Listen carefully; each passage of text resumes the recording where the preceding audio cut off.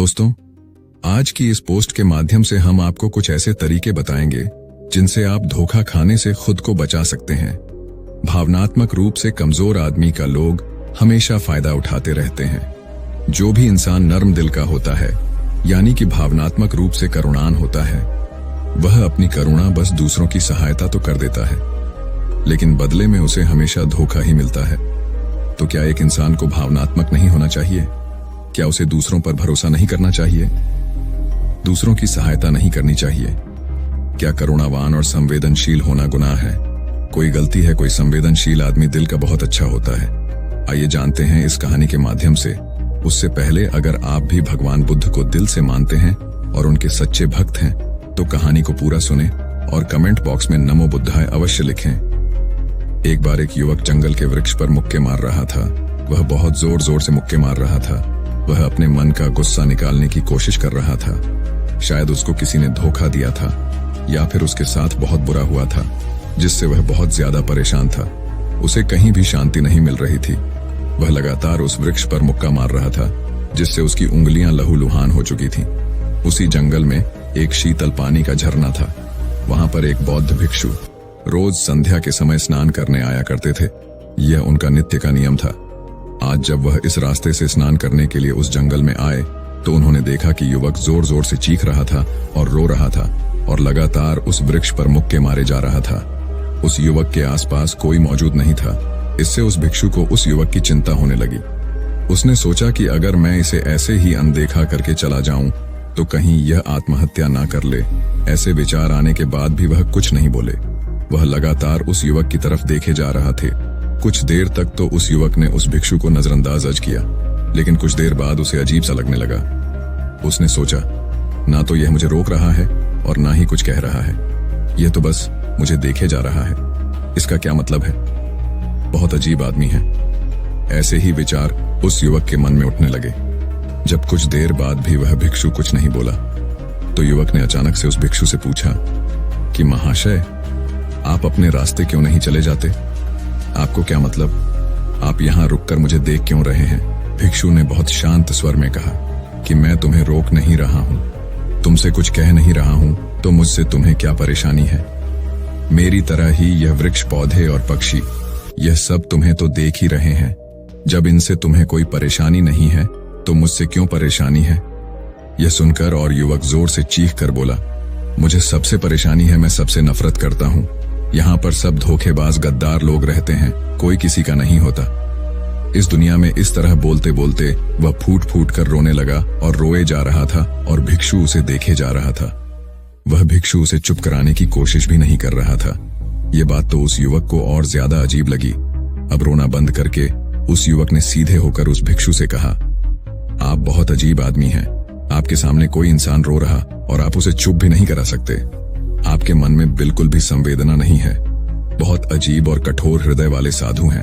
आपको अपने साधु होने पर खेद होना चाहिए। और ऐसे ही न जाने क्या क्या जली कटी बातें वह युवक उस भिक्षु को सुनाने लगा। कुछ देर बाद जब युवक का गुस्सा निकल चुका, तब भिक्षु ने बहुत ही शांत स्वर में कहा कि आज मैं तुम्हें कंधा दे सकता हूँ, तुम्हारे आंसू भी पहुंच सकता हूँ, लेकिन इससे तुम्हारी समस्या का समाधान नहीं होगा। कुछ देर के लिए तुम्हारा मन शांत हो जाएगा। उसके बाद फिर वही जिंदगी, वही लोग जो तुम्हें आज कंधा देने के लिए भी तुम्हारे पास नहीं है। फिर से तुम उसी जिंदगी में लौट जाओगे। कोई तुम्हें धोखा देगा, कोई तुम्हारा फायदा उठाए और तुम अपने मन को ऐसे ही तकलीफ पहुंचाते रहोगे। तो आंसू पोंछने की बजाय तुम्हें मुझसे कुछ ज्ञान की बातें जान लेना चाहिए, जिससे तुम्हें जीवन में कोई भी धोखा ना दे सके, तुम्हारी अच्छाई का कोई भी फायदा ना उठा सके। याद रखना, आंसू पोंछने वाले तो तुम्हें बहुत मिल जाएंगे, लेकिन ध्यान और सही समझ देने वाला कभी कभी कोई इंसान मिलता है। भिक्षु ने उसे बताया कि मैं पास ही के झरने में स्नान करने के लिए जा रहा हूँ। बहुत ही शीतल पानी है वहां का। अगर तुम चाहो तो तुम भी मेरे साथ जा सकते हो। यहाँ पर अकेले परेशान होने से अच्छा है कि तुम झरने के शीतल पानी में स्नान करो, जिससे तुम्हारा दिमाग, मन, मस्तिष्क और तुम्हारा शरीर सब कुछ पवित्र हो जाएगा। यह सुनकर वह युवक उस भिक्षु के पीछे पीछे हो लिया। जंगल के बीचों बीच रास्ता झरने की तरफ जाता था। जंगल में सन्नाटा छाया हुआ था। उनके पैरों तले सूखे पत्तों की चरमरा की आवाज पूरे जंगल में गूंज रही थी। आज पूर्णिमा की रात थी और आसमान में चांद अपनी उजली रोशनी उस जंगल में फेंक रहा था। उस रोशनी में दोनों उस झरने की तरफ चले जा रहे थे। रास्ते में चलते चलते उस युवक ने उस भिक्षु से कहा कि महात्मा, आपकी जिंदगी मस्त है, आपको किसी चीज की कोई परेशानी नहीं है। आपको पता है कि दुनिया में कैसे कैसे लोग रहते हैं, कितने धोखेबाज, कितने मक्कार, और सबसे महत्वपूर्ण बात, अपने लोग ही धोखा देते हैं जिनसे हम प्रेम करते हैं, जिनको हम अपना मानते हैं। जब उन्हीं से धोखा मिलता है तो कैसा महसूस होता है। कभी कभी तो लगता है कि भोले और दयालु लोगों के लिए यह दुनिया नहीं बनी है, ये धोखेबाज के लिए है, मक्कार के लिए है। वहीं यहाँ पर फलते फूलते हैं, वही आनंद से जीते हैं। और हमारे जैसे लोग जो दूसरों की सहायता करते हैं, दूसरों को अपना मानते हैं, वह हमेशा जीवन भर दुख में रहते हैं। यही जीवन की सत्यता है और यही संसार है जिसमें हमें रोज घुट घुट कर मरना होता है। गुरुदेव, आपने सही किया, ऐसी जिंदगी को त्याग दिया, पीछे रहने दिया। अब बस अपने में मस्त, किसी से कोई परेशानी नहीं है, किसी की कोई चिंता नहीं। मैं भी सोचता हूँ कि मैं भी संन्यास ले लूं। यह सुनकर उस भिक्षु ने कहा कि तुम्हें क्या लगता है, सन्यासी जीवन बहुत आसान होता है। भिक्षु ने बहुत शांत स्वर में कहा कि तुम्हें तो 2 वक्त की रोटी तो शांति से मिल जाती है, हमें तो कभी कभी वह भी नसीब नहीं होती। अगर भिक्षा मिल जाती है तो हम खा लेते हैं, वरना हमें तो भूखा ही सोना पड़ी देता है। यही हमारा सन्यासी जीवन है, हमें हमेशा नीचे सोना रहता है, सिर्फ एक लंगोट में रहना होता है, चाहे कैसा भी मौसम क्यों ना हो। तो ये सब तुम्हें आसान लगता है, तो तुम भी सन्यासी बन जाओ।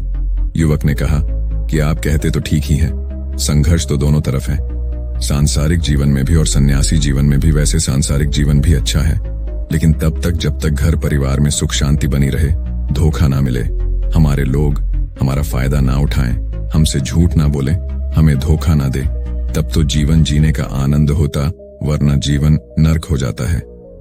भिक्षु ने कहा, सन्यास अपने मन से लिया जाता है। जब हमारा मन कहता है कि हमें सन्यास के मार्ग पर सफलता हासिल करनी है, आगे जाना है, तो ही सन्यासी जीवन सफल हो पाता है। लेकिन तुम अपने घर से परेशान होकर, दूसरे लोगों से परेशान होकर सन्यासी बनना चाहते हो, तो तुम्हारा सन्यासी जीवन भी कभी सफल नहीं होगा। इससे अच्छा तो तुम सांसारिक जीवन में अगर कुछ तरीके, कुछ नियम अपना हो, तो दूसरे लोग तुम्हें धोखा नहीं दे पाएंगे। सबसे पहले तो यह समझो कि धोखा उन्हें ही मिलता है जो भावनात्मक रूप से कमजोर होते हैं, जिनका दिल जल्दी पिघल जाता है, जो दूसरों को दुख में नहीं देख पाते। ऐसे लोगों के साथ धोखे होने की संभावना ज्यादा होती है, क्योंकि कोई भी आदमी अपनी परेशानी बताकर, अपने आप को दुख में बताकर तुम्हारा फायदा उठा सकता है।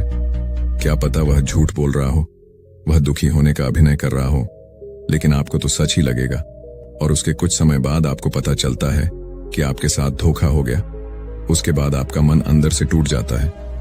इसीलिए सबसे पहली बात ध्यान रखना कि किसी भी व्यक्ति को यह एहसास मत होने दो कि तुम भावनात्मक रूप से कमजोर हो, अंदर से तुम्हारा दिल नरम है। अगर उन्हें यह कमजोरी आपकी पता चल गई, तो वह कोई ना कोई जाल रचकर आपका फायदा उठाने की जरूर कोशिश करेंगे। चाहे आप अंदर से संवेदनशील हो, दूसरों की मदद करने वाले हो, लेकिन किसी को एहसास मत होने दो। ऊपर से कठोर बने रहो। जब लोगों को लगेगा कि इससे कुछ बोलने का फायदा ही नहीं है, यह आदमी कठोर है नहीं, पिघलेगा, तो खुद वह लोग जो झूठे हैं, वह आपके पास आएंगे ही नहीं। वह उन्हें चुनेंगे जो उनके आसान शिकार होंगे। दूसरी बात यह है कि हम बहुत जल्दी दूसरों पर विश्वास कर लेते हैं, और हमारी जल्दी विश्वास करने की आदत ही हमें हानि पहुंचाती है। 2 दिन तुम्हें किसी से मिले हुए नहीं होते हैं और तुम एक दूसरे के हो जाते हो, एक दूसरे पर पूरा भरोसा करने लग जाते हो, और यह भरोसा तीसरे दिन टूट भी जाता है, और फिर तुम्हें धोखा मिलता है, और फिर तुम परेशान होते हो। इसीलिए समय दो। किसी भी चीज को, किसी भी रिश्ते को आगे ले जाने के लिए समय की जरूरत होती है। समय के साथ तुम्हें सामने वाले इंसान की अच्छाई और बुराई पता चलती है। तब तुम्हें पूर्ण रूप से पता चलता है कि इंसान वास्तव में कैसा है, अच्छा है या बुरा है, और वह कुछ समय देने के बाद ही होता है। इसीलिए जल्दी किसी पर विश्वास मत करो। तीसरा तरीका समझने के लिए तुम्हें ऐसे लोगों को समझना होगा जो दूसरों की चापलूसी करते रहते हैं। कुछ लोगों की आदत होती है चापलूसी करने की। आपके सामने आपकी तारीफ करेंगे या आपके बारे में अच्छा अच्छा बोलेंगे, और आपको लगेगा कि यह इंसान कितने अच्छे हैं, मुझसे कितना प्यार करते हैं। लेकिन वास्तव में उनकी वह चापलूसी एक जाल होती है, ताकि वह आपका दिल जीत सके। और उनको चापलूसी करने का मौका तभी मिलता है जब आप दिखावा करते हैं। अगर आप उनकी चापलूसी से प्रभावित ही नहीं होंगे तो कुछ समय बाद वह चापलूसी करना बंद कर देंगे। इसीलिए किसी के सामने दिखावा मत करो, वरना आप तो आकर्षण के केंद्र बन जाते हो। लोगों को लगता है कि शायद इसके पास बहुत ज्यादा धन संपदा है, इसीलिए इतना दिखावा कर रहा है। और इसी वजह से जो लोग आपका फायदा उठाना चाहेंगे वह आपके करीब आने की कोशिश करेंगे, आपसे चापलूसी करने की कोशिश करेंगे। चाहे आप अंदर से संवेदनशील हों, दूसरों की मदद करने वाले हों, लेकिन किसी को एहसास मत होने दो, ऊपर से कठोर बने रहो। जब लोगों को लगेगा कि इससे कुछ बोलने का फायदा ही नहीं है, यह आदमी कठोर है, नहीं पिघलेगा, तो खुद वह लोग जो झूठे हैं वह आपके पास आएंगे ही नहीं। वह उन्हें चुनेंगे जो उनके आसान शिकार होंगे। दूसरी बात यह है कि हम बहुत जल्दी दूसरों पर विश्वास कर लेते हैं और हमारी जल्दी विश्वास करने की आदत ही हमें हानि पहुंचाती है। 2 दिन तुम्हें किसी से मिले हुए नहीं होते हैं और तुम एक दूसरे के हो जाते हो, एक दूसरे पर पूरा भरोसा करने लग जाते हो और यह भरोसा तीसरे दिन टूट भी जाता है और फिर तुम्हें धोखा मिलता है और फिर तुम परेशान होते हो। इसीलिए समय दो। किसी भी चीज को, किसी भी रिश्ते को आगे ले जाने के लिए समय की जरूरत होती है। समय के साथ तुम्हें सामने वाले इंसान की अच्छाई और बुराई पता चलती है। तब तुम्हें पूर्ण रूप से पता चलता है कि इंसान वास्तव में कैसा है, अच्छा है या बुरा है, और वह कुछ समय देने के बाद ही होता है। इसीलिए जल्दी किसी पर विश्वास मत करो। तीसरा तरीका, समझने के लिए तुम्हें ऐसे लोगों को समझना होगा जो दूसरों की चापलूसी करते रहते हैं। कुछ लोगों की आदत होती है चापलूसी करने की। आपके सामने आपकी तारीफ करेंगे या आपके बारे में अच्छा बोलेंगे और आपको लगेगा कि यह इंसान कितने अच्छे हैं, मुझसे कितना प्यार करते हैं, लेकिन वास्तव में उनकी वह चापलूसी एक जाल होती है ताकि वह आपका दिल जीत सके। और उनको चापलूसी करने का मौका तभी मिलता है जब आप दिखावा करते हैं। अगर आप उनकी चापलूसी से प्रभावित ही नहीं होंगे तो कुछ समय बाद वह चापलूसी करना बंद कर देंगे। इसीलिए किसी के सामने दिखावा मत करो, वरना आप तो आकर्षण के केंद्र बन जाते हो। लोगों को लगता है कि शायद इसके पास बहुत ज्यादा धन संपदा है, इसीलिए इतना दिखावा कर रहा है। और इसी वजह से जो लोग आपका फायदा उठाना चाहेंगे वह आपके करीब आने की कोशिश करेंगे, आपसे चापलूसी करने की कोशिश करेंगे। अगला नियम बताते हुए भिक्षु ने झरने की तरफ इशारा किया। वह झरने के पास पहुंच चुके थे। युवक को भी एहसास हो चुका था क्योंकि वहां पर ठंडी ठंडी हवा चल रही थी। झरने की तरफ जाते हुए भिक्षु ने कहा कि सांसारिक जीवन में एक बात समझने की यह होती है कि हम जिसकी सहायता कर रहे हैं, चाहे किसी भी रूप में, धन से, शारीरिक रूप से, या जिस भी अवस्था में हम किसी की सहायता कर रहे हैं, तो हमें यह ख्याल रखना चाहिए कि सामने वाला वापस कभी भविष्य में हमारी सहायता करने योग्य है कि नहीं है।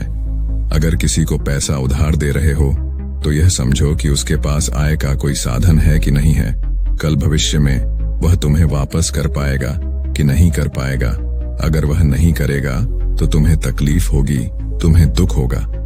ऐसे तो इंसान करुणा बस भिखारियों को भीख देता है, लेकिन वह गलत नहीं है, क्योंकि जो भी पैसा अपने सामने वाले को दिया है उससे आपके ऊपर कोई ज्यादा प्रभाव नहीं डालेगा। अगर वह आपको वापस भी नहीं लौट आए तो अगर किसी ऐसे इंसान को पैसा देना है जो कभी वापस नहीं लौटा पाएगा तो उतना ही दे चाहिए, जिससे तुम्हारे ऊपर ज्यादा दबाव ना बने। अगर वह वापस भी ना कर सके तो तुम्हें दुख ना पहुंचे। अब तक वह दोनों झरने पर पहुंच चुके थे। दोनों ने अपने वस्त्र उतारकर उस झरने के शीतल पानी में कूद गए। पानी ठंडा था। उन दोनों की सारी थकान और उदासी पल भर में ही दूर हो गई। स्नान कर लेने के बाद दोनों उस झरने के सामने एक वृक्ष के नीचे बैठकर बातें करने लगे। भिक्षु ने उसे आगे समझाते हुए कहा कि शुरुआत में लोगों को नजरअंदाज करना सीखो। जब तुम किसी को शुरुआत में नजरअंदाज करते हो तो जो भी लोग किसी लालच की वजह से तुम्हारे पास चिपक रहे थे उनकी छटनी हो जाएगी। जब तुम उनको नजरअंदाज करोगे तब 1-2 बार लोग तुम्हारे पास आने की कोशिश करेंगे। उसके बाद वह तुमसे दूरियां बना लेंगे और जो आदमी तुम्हारी इंसानियत, तुम्हारी अच्छाई देखकर तुम्हारे पास आएगा वह नजरअंदाज करने के बावजूद भी तुम्हारे करीब ही बना रहेगा। और यही तो एक सच्चे इंसान की पहचान होती है। जो हमारे अपने होते हैं उनसे हम तकरार भी कर लेते हैं, कला भी कर लेते हैं, उसके बावजूद भी वह हमारी बातों का बुरा नहीं मानते हैं। चाहे कुछ ही समय के लिए वह हमसे नाराज रहे, लेकिन कुछ समय बाद फिर से हम एक हो जाते हैं। और यही तो घर परिवार का मतलब होता है, यही तो अपनों का मतलब होता है।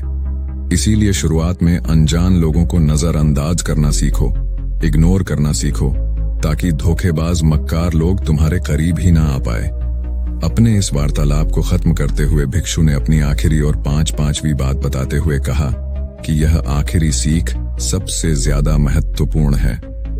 सब कुछ होने बाद भी तुम्हें धोखे मिल सकते हैं, लेकिन तुम अगर अपने आंख और कान और अपना दिमाग खोलकर रखते हो, अगर तुम होश में रहोगे, ध्यान करोगे, तो तुम्हें इंसान की आंखें देखते ही समझ में आ जाएगा कि उसे तुमसे क्या चाहिए।